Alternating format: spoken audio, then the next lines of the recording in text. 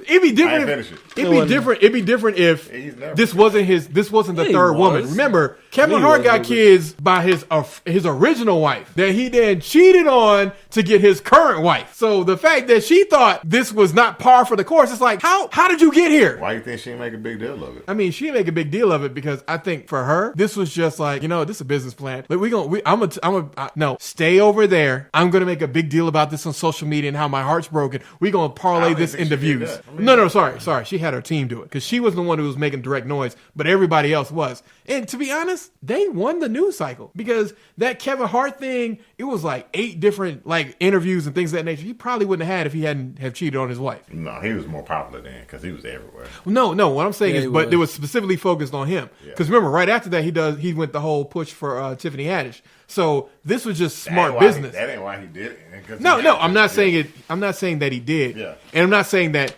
because of this, that's why Tiffany Haddish got pushed into the limelight. What I'm saying is that he did like 6 or 7 interviews, although originally I said 8. He did 6 or 7 interviews that he would not have done normally if it hadn't been for the cheating thing, but then everybody wanted him on. Once niggas want you on, I mean, you just parlay that into whatever you want. That's why we went on the Breakfast Club. They're like, hey, we gonna talk about cheating? It's like, actually, no, we're not. I have Tiffany right here. Like, again, this is a smart business move. Like, how do you get your homeboy on? If you on currently, have some shit happen and be like, yeah, I'm coming to interview. And then just bring that nigga along and be like, yeah, this is my boy Rico. He make beats. If you need some beats, Rico Beats. Have your boy debut his beats.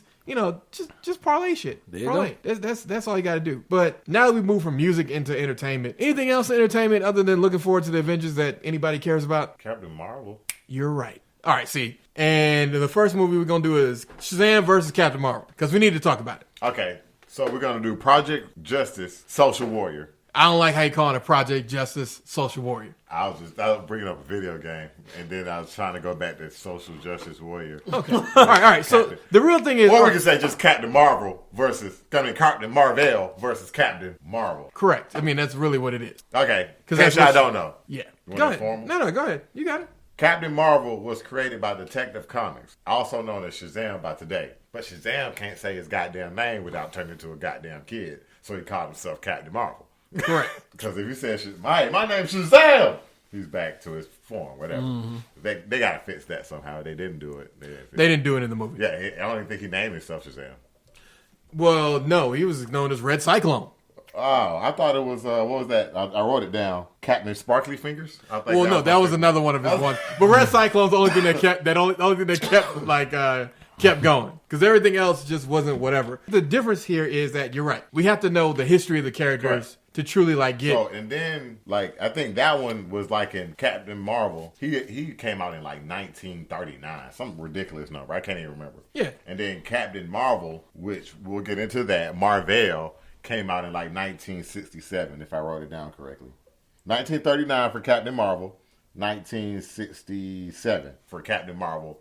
Made by Timely Comics. Timely eventually changed their name in that time period from Timely Comics to Marvel. So correct. They made their own version of Captain Marvel. And up until 2013, that's why they're referring to him as Captain Marvel as well. So it's just been weird. And I guess they let him have it. I guess they let him have Captain Marvel. Yeah, they let him have it. And that was as recently as 2013. That's how recent. So this whole thing's been ongoing. Correct. But getting to the point that you're making as far as social justice. Yeah. What do you see? Because what I saw in the movie was that we had a movie where it's like Captain Marvel gets her powers, but she's basically a cold-hearted piece of shit the entire movie until she finally meets her friends again and all these other things. It basically sees all the things that she had lost and she starts becoming a little bit better, as opposed to Shazam, which Shazam is just hey niggas, you want to just drink Capri Sun and have some fun? It's like a coming-of-age movie. Yeah. It's basically just a coming-of-age movie.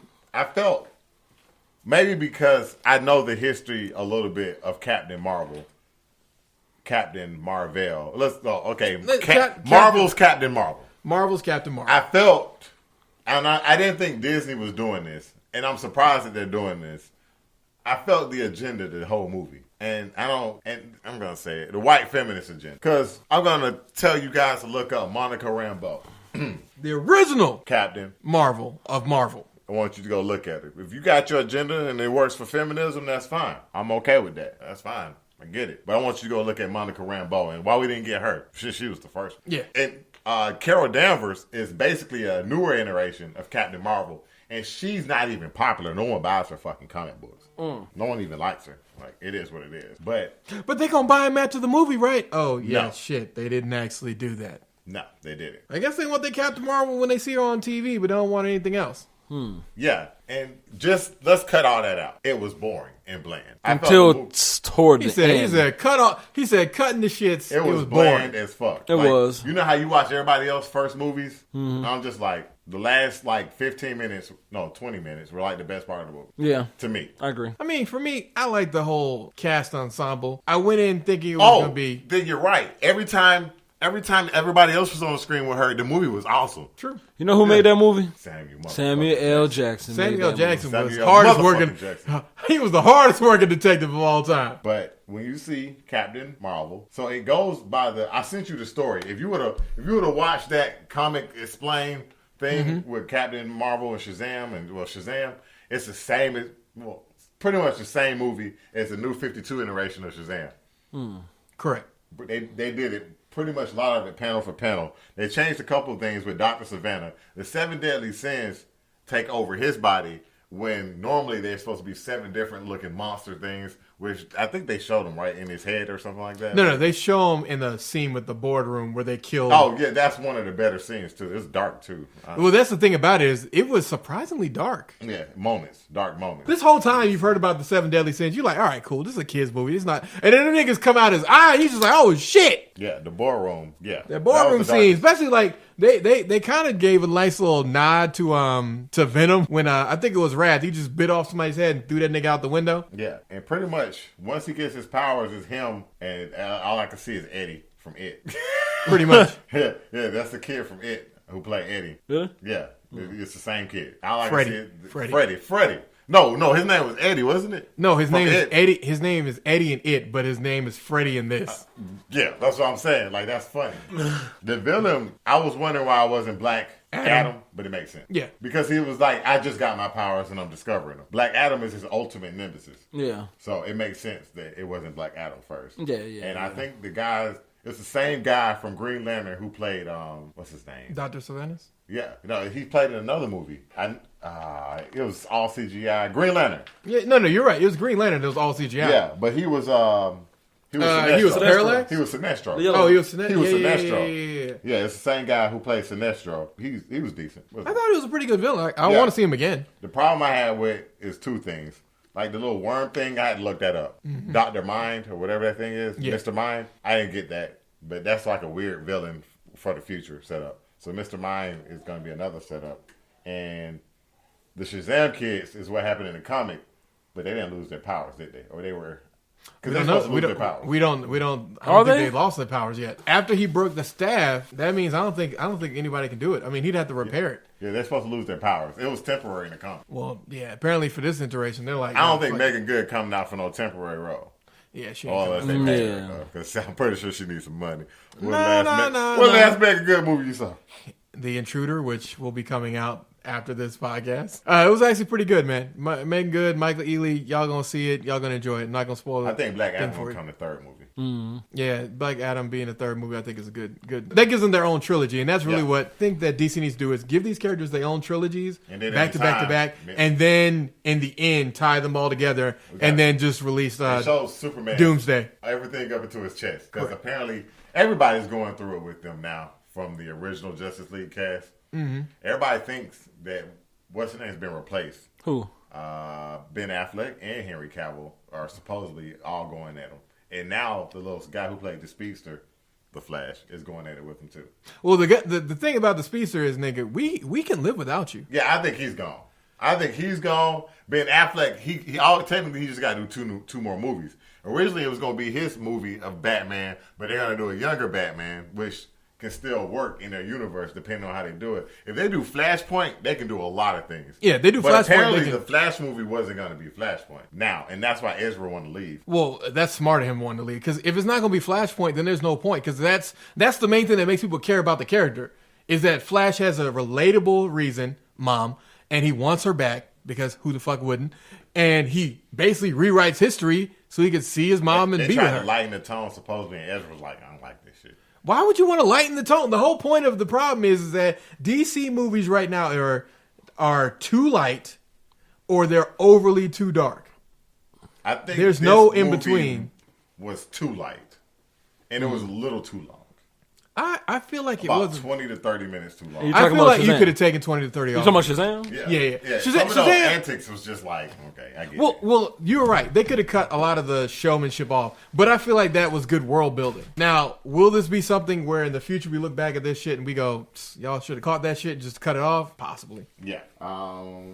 That's about it for me. But let's go into rant of the week. So one of y'all had a rant. Man, my goodness. Woo. Shopping experience. Shopping Take one. experience. Take one. I'm going to make this very, very quick. Brief. I go into a store. Brief. Name the store. Vance Auto Parts. Which one? Covington Highway in Panola. Nigga, you putting their whole ass Whole name out there. business out there. So, of course, there's a particular female that works there. And I had to call corporate on her a time before because, I wasn't about to be no nigga and just act rude and all crazy in the store. So, I went the other route and called corporate and told her how rude she was being. Of course, she got in trouble. And me, I'm like, I don't even really have a reason to go to that store because that store is not really the closest to me. But I had to go there this second time. So I go there trying to get a battery charged up. I give the battery to a gentleman. I see her in there. She looks at me. She gives off this attitude. Look, I already know where this is going to go. She holding a grudge. So I get the battery to him. I tell him I'm coming back in 30 minutes to get the battery because the store is about to close. I come back. She locks the door. Hey, can I get my battery? Normally, I would be able to get it. But no, she doesn't want to give it to me. So that's a long issue. I end up getting it after they finish counting down the registers and stuff. Cool, I get it. I didn't trip that time. I did not trip. I did not have an issue. I didn't want to have no arguments. Cool, let me just get my battery and go. The next day, I come back to get some oil and stuff like that. So I fix cars. So the next day, I go there and I get the oil and stuff. And there's two people in there. Her, and another employee. The other employee was helping somebody. So I said, you know what? Hey, listen, can you please help me find a filter for my car because I don't know what filter it is. She says, no. I'm like, so instantly I pull out my phone. I'm like, let me go ahead and start recording. Of course, I put my phone somewhere where she wouldn't see it, and she didn't know I was recording. So I said, hey, is there a reason why you won't help me find this? I'm a customer. She says, because you called corporate on me last time, and you said I was being really disrespectful, so I'm not going to help you anymore because of that. So you're going to be more rude and more disrespectful. Okay. Really? That's how we going to go. So I got her on video, and of course I called corporate again, and I told them I have the video footage of it. And, I don't know what's going to happen as far as that, but... Yeah, social media shamer? No, I mean, didn't go that social far. mean? I didn't go that far, but at the same time, Man, a whole ass war with AMC, but we'll do that it's next week. just when the whole incident, man, it just shouldn't have happened. You know what I'm saying? Like, I can't even tell you how many times where I've been working. I social media shame the shit out of that bitch. I can't even tell you how many times where it I've would be been hard at to work shame somewhere where I had to company. deal with customer service, and I had a problem with the customer, but that same customer came back to me, and I helped her like I was supposed to because that's my job. Oh, you mean because it's your job? That's what you get paid for? Sound like she don't need a job. Man, look, whatever you... Man, she's a woman, man. Sometimes they get in their emotions. We just got to let it go. No, we all equal people here. So there's no time for emotions or feelings. This is business. Interesting enough, you said a very prolific thing I know where he's going with the this. other week Which was? about men. And we should discuss it on podcast. Oh, okay. You ran over? Yeah. Yep, I ran over. That's All right, go ahead. Straight into it. What do women do a lot? Depending on the woman complain.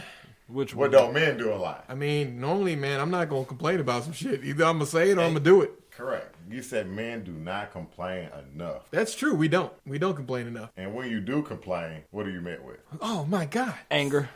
You're a sexist. You're It depends on what you're complaining about. You're angry. They were saying the same thing about Captain Mar-vel, about how they were making complaints about it. And any complaint about it, you automatically got deemed as a sexist.